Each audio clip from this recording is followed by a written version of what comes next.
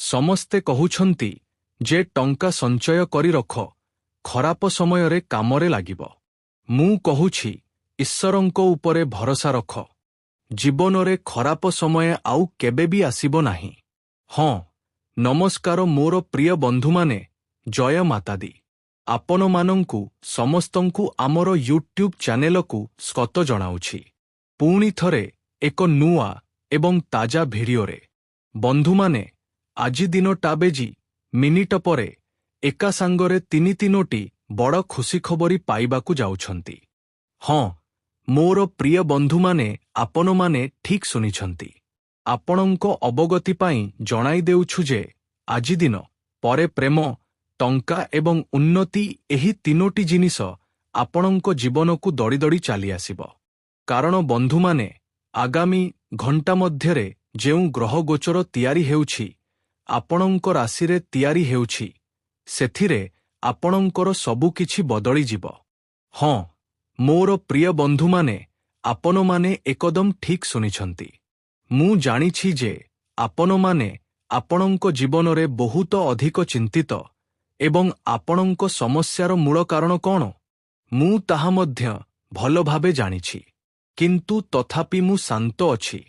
କାରଣ ବନ୍ଧୁମାନେ, ସମୟ ଏବେ ଟିକିଏ କଠିନ ଚାଲିଛି। କେବଳ ଟିକିଏ ଧୈର୍ଯ୍ୟ ରଖି ଅପେକ୍ଷା କରିବାର ଆବଶ୍ୟକତା ଅଛି। କୁହାଯାଏ ନା, ଯେତେବେଳେ ଖରାପ ସମୟ ଚାଲିଥାଏ, ସେତେବେଳେ ମଣିଷର ଶାନ୍ତ ରହିବା ଉଚିତ। ସବୁକିଛି ଜାଣି ମଧ୍ୟ ଚୁପ୍ ରହିବା ଉଚିତ। କାରଣ ଯେତେବେଳେ ଆପଣଙ୍କର ସଠିକ୍ ସମୟ ଆସିବ, ସେତେବେଳେ ଆପଣଙ୍କୁ ସଠିକ୍ ସମୟରେ ସଠିକ୍ ସ୍ଥାନରେ ପହଞ୍ଚାଇ ଦେବ। ହଁ ବନ୍ଧୁମାନେ, ମୋର ପ୍ରିୟ ବନ୍ଧୁମାନେ, ଆପଣଙ୍କ ଅବଗତି ପାଇଁ ଜଣାଇ ଦେଉଛୁ, କେତେବେଳେ କେତେବେଳେ ଜୀବନରେ ସମୟ ବହୁତ ଅଜବ ମୋଡ଼ ନେଇଥାଏ। ଗୋଟିଏ ଦିନ ଆମକୁ ଲାଗେ ଯେ ଏବେ ସବୁକିଛି ଶେଷ ହୋଇଗଲା। ଏବେ ହୁଏତ ଆଉ କିଛି ଭଲ ହେବ ନାହିଁ ଏବଂ ତାପରେ ହଠାତ୍ ଯେପରି ଆକାଶରୁ କୌଣସି ଫରିସ୍ତା ଓହ୍ଲାଇ ଆସେ ଏବଂ ଆମର ଶୂନ୍ୟ ଜୀବନରେ ଫୁଲର ବର୍ଷା କରିଦିଏ। ହଁ ବନ୍ଧୁମାନେ, ଈଶ୍ୱର ଏବେ ଆପଣଙ୍କ ଜୀବନରେ ମଧ୍ୟ ଠିକ୍ ସେହିପରି କରିବେ।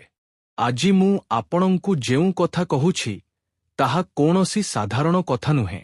ଆଗାମୀ ଘଣ୍ଟାରେ ଆପଣଙ୍କ ନକ୍ଷତ୍ରର ଚାଳ ମୋର ଭାଗ୍ୟର ବହିର ସବୁଠାରୁ ସୁନାମଞ୍ଜର ପୃଷ୍ଠାଟି ଖୋଲିବାକୁ ଯାଉଛି। ହଁ ବନ୍ଧୁମାନେ, ଏହି ତିନୋଟି ଖୁସିଖବର, ପ୍ରେମ, ଟଙ୍କା ଏବଂ ଉନ୍ନତି ଆପଣଙ୍କ ଜୀବନରେ ଏପରି ଭାବରେ ଆସିବ ଯେପରି ବର୍ଷ ବର୍ଷ ଧରି ଅଟକି ରହିଥିବା ବର୍ଷା ଯେପରି ହଠାତ୍ ଫାଟି ପଡ଼ିଥାଏ।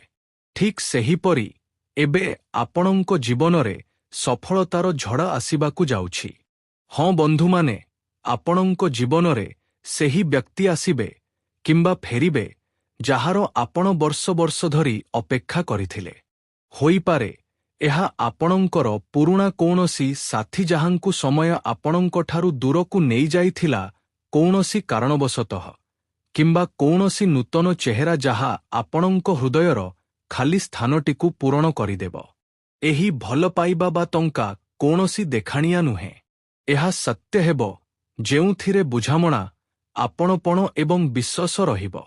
ଆପଣମାନେ ନିଜେ ଦେଖିବେ, ଆଗାମୀ ଘଣ୍ଟା ମଧ୍ୟରେ ଯେତେବେଳେ ଏହି ସମ୍ପର୍କଟି ଆପଣଙ୍କ ଜୀବନରେ ପାଦ ରଖିବ, ଆପଣଙ୍କ ମୁହଁ ଉଜ୍ଜ୍ୱଳ ହୋଇଉଠିବ, ଆପଣଙ୍କ ଆଖିରେ ଚମକ ଫେରିଆସିବ ଏବଂ ଯାହାକିଛି ଆପଣଙ୍କଠାରୁ ଦୂରେଇ ଯାଇଥିଲା, ସେସବୁ ଆପଣଙ୍କ ଜୀବନକୁ ଫେରିଆସିବାକୁ ଲାଗିବ।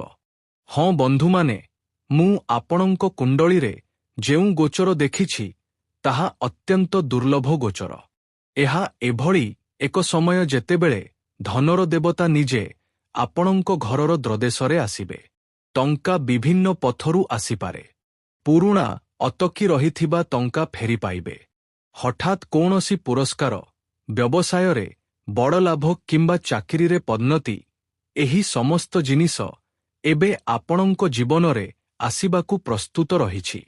ହଁ ବନ୍ଧୁମାନେ, ଏବଂ ଆପଣମାନେ କଳ୍ପନା ମଧ୍ୟ କରିପାରିବେ ନାହିଁ, ଯେଉଁ ସମସ୍ତ ବ୍ୟକ୍ତିମାନେ ଆଜି ଆପଣଙ୍କୁ ଅବହେଳା କରିଛନ୍ତି, ସେହିମାନେ ଆସନ୍ତାକାଲି ଆପଣଙ୍କ ସମ୍ମୁଖରେ ମୁଣ୍ଡ ନୁଆଁଇ ଠିଆ ହୋଇଥିବେ ଏବଂ ସେମାନେ ନିଜ ମୁହଁରେ କହିବେ ଯେ, ଆରେ ୟାର, ଆମଠାରୁ ବହୁତ ବଡ଼ ଭୁଲ ହୋଇଗଲା। ଆମେ ପ୍ରକୃତ ହୀରାଟିକୁ ଚିହ୍ନି ପାରିଲୁ ନାହିଁ। ହଁ, ଆପଣଙ୍କ ଘରେ ସୁଖ ସୁବିଧା ବୃଦ୍ଧି ପାଇବ ଏବଂ ଆପଣଙ୍କ ହାତରେ ଏଭଳି ଧନ ଆସିବ ଯାହାଦ୍ୱାରା ଆପଣ ଆପଣଙ୍କ ପରିବାରର ପ୍ରତ୍ୟେକ ଇଚ୍ଛା ପୂରଣ କରିପାରିବେ। ହଁ, ଧନ ଭଲ, କିନ୍ତୁ ପ୍ରକୃତ ସୁଖ ସେତେବେଳେ ମିଳେ ଯେତେବେଳେ ଇଜ୍ଜତ ଏବଂ ନାମ ଦୁଇଟି ଯାକ ଏକାଠି ମିଳିଥାଏ। କିନ୍ତୁ ଚିନ୍ତା କରିବାର କୌଣସି ଆବଶ୍ୟକତା ନାହିଁ। କୁହାଯାଏ ନା, ଯେତେବେଳେ ଜୀବନରେ ଧନ ସମ୍ପତ୍ତି ଆସିବାକୁ ଲାଗେ ସେତେବେଳେ ସବୁକିଛି ଭଲ ଚାଲିବାକୁ ଲାଗେ। ସେହି ସ୍ଥାନଗୁଡ଼ିକ ମଧ୍ୟ ଭଲ ହେବାକୁ ଲାଗେ ଯେଉଁଠାରେ ପ୍ରତିଦିନ ଝଗଡ଼ା ବିବାଦ ଚାଲିଥିଲା। ଏବଂ ସେହି ଲୋକମାନେ ମଧ୍ୟ ଭଲ ପାଇବାକୁ ଲାଗିବେ ଯେଉଁମାନେ ଆପଣଙ୍କ ନାମ ପର୍ଯ୍ୟନ୍ତ ଶୁଣିବାକୁ ପସନ୍ଦ କରୁନଥିଲେ। ହଁ ବନ୍ଧୁମାନେ, ଏହି ପୃଥିବୀର ସବୁଠାରୁ ବଡ଼ ଖୁସି ଏବଂ ସବୁଠାରୁ ବଡ଼ ଶକ୍ତି ହେଉଛି ଧନସମ୍ପତ୍ତି। ହଁ ବନ୍ଧୁମାନେ, ଆପଣଙ୍କ କାମ ଏତେ ଭଲ ହେବ ଯେ ଲୋକମାନେ ଆପଣଙ୍କ ଉଦାହରଣ ଦେବେ। ଆପଣଙ୍କ ବସ କିମ୍ବା ସିନିୟରମାନେ ଆପଣଙ୍କ ପ୍ରଶଂସା କରିବେ ଏବଂ ଯେଉଁମାନେ ଆପଣଙ୍କ ବିରୋଧରେ ଥିଲେ ସେମାନେ ମଧ୍ୟ ଆପଣଙ୍କ ସଫଳତାକୁ ସ୍ୱୀକାର କରିବେ। ହଁ ବନ୍ଧୁମାନେ, ଏହି ଉନ୍ନତି କେବଳ ଚାକିରିରେ ନୁହେଁ, ବରଂ ଜୀବନର ପ୍ରତ୍ୟେକ କ୍ଷେତ୍ରରେ ହେବ, ସମ୍ପର୍କରେ, ଚିନ୍ତାଧାରାରେ ଏବଂ ଆତ୍ମବିଶ୍ୱାସରେ। ଏବେ ଆପଣମାନେ ଭାବୁଥିବେ ଯେ ହଠାତ୍ ଏହି ପରିବର୍ତ୍ତନ କାହିଁକି ଏବଂ କିପରି ହୋଇପାରେ? କିନ୍ତୁ ବନ୍ଧୁମାନେ, ଆପଣଙ୍କୁ ଜଣାଇ ଦେଉଛୁ ଯେ ଏହି ସମସ୍ତ କିଛି ସତ୍ୟ। ଏଗୁଡ଼ିକ ସବୁ ଗ୍ରହର ଖେଳ। କୁହାଯାଏ ନା, ଯେତେବେଳେ କୁଣ୍ଡଳୀରେ ଗ୍ରହର ଚାଳ ବଦଳିଥାଏ ସେତେବେଳେ ମଣିଷର ଜୀବନ ନିଜେ ନିଜେ ବଦଳିବାକୁ ଲାଗେ। ଠିକ୍ ସେହିପରି ଏବେ ଆପଣଙ୍କ ସହିତ ଘଟିବାକୁ ଯାଉଛି। ଆପଣଙ୍କ ରାଶିରେ ଏହି ମୁହୂର୍ତ୍ତରେ ଯେଉଁ ଗ୍ରହ ଗୋଚର ତିଆରି ହେଉଛି ତାହା ଅତ୍ୟନ୍ତ ଶକ୍ତିଶାଳୀ ଗୋଚର। ଗୁରୁ ବୃହସ୍ପତି ଆପଣଙ୍କ ଭାଗ୍ୟ ଭାବରେ ପ୍ରବେଶ କରୁଛନ୍ତି ଏବଂ ଶନି ଆପଣଙ୍କ ପରିଶ୍ରମର ଫଳ ଦେବା ପାଇଁ ପ୍ରସ୍ତୁତ ରହିଛନ୍ତି। ହଁ ବନ୍ଧୁମାନେ, ସେହିପରି ଶୁକ୍ର ଆପଣଙ୍କ ପ୍ରେମ ଜୀବନକୁ ସଜାଇବାକୁ ଲାଗିଛନ୍ତି।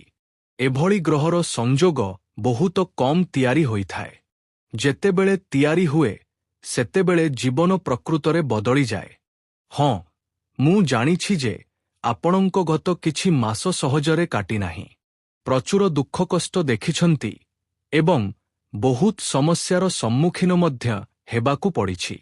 ହୁଏତ ମୁଁ ଆପଣଙ୍କୁ ଯେଉଁ କଥା କହିବାକୁ ଯାଉଛି ତାହା ଆପଣ ବିଶ୍ୱାସ କରିପାରୁନାହାନ୍ତି।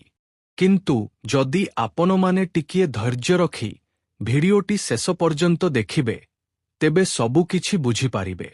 ହୁଏତ ଆପଣଙ୍କୁ ଧୋକା ମିଳିଛି, ଟଙ୍କା ଅଟକି ଯାଇଛି କିମ୍ବା ପରିଶ୍ରମର ଫଳ ମିଳିନାହିଁ, ଯେଉଁ କାରଣରୁ ଆପଣଙ୍କ ମନ ଏବଂ ହୃଦୟ ବିଷାଦଗ୍ରସ୍ତ। ସେହି କାରଣରୁ ଆପଣଙ୍କର ବିଶ୍ୱାସ ମଧ୍ୟ ହେଉନାହିଁ। କିନ୍ତୁ ମନେ ରଖନ୍ତୁ ବନ୍ଧୁମାନେ, ଜମିରେ ଯେତେବେଳେ ଫସଲ ପାଚିଯାଏ ସେତେବେଳେ ଅମଳ କରିବା ପୂର୍ବରୁ କୃଷକକୁ ଶେଷ କିଛି ଦିନ ଅପେକ୍ଷା କରିବାକୁ ପଡ଼ିଥାଏ। ଆପଣଙ୍କ ପାଇଁ ମଧ୍ୟ ଏବେ ଠିକ୍ ସେହି ସମୟ। ମାତ୍ର ଆଉ 24 ଘଣ୍ଟା ଅପେକ୍ଷା କରନ୍ତୁ ଏବଂ ତାପରେ ଆପଣଙ୍କ ଭାଗ୍ୟର ସୂର୍ଯ୍ୟ ଉଦୟ ହେବାକୁ ଯାଉଛି। ଏହି ପରିବର୍ତ୍ତନ ଏମିତି ଆସିବ ନାହିଁ। ଆପଣଙ୍କ ଭଲ କର୍ମ, ଆପଣଙ୍କ ସତ୍ୟତା ଏବଂ ଆପଣଙ୍କ ପ୍ରାର୍ଥନା ଆପଣଙ୍କୁ ଏହି ପର୍ଯ୍ୟନ୍ତ ନେଇ ଆସିଛି।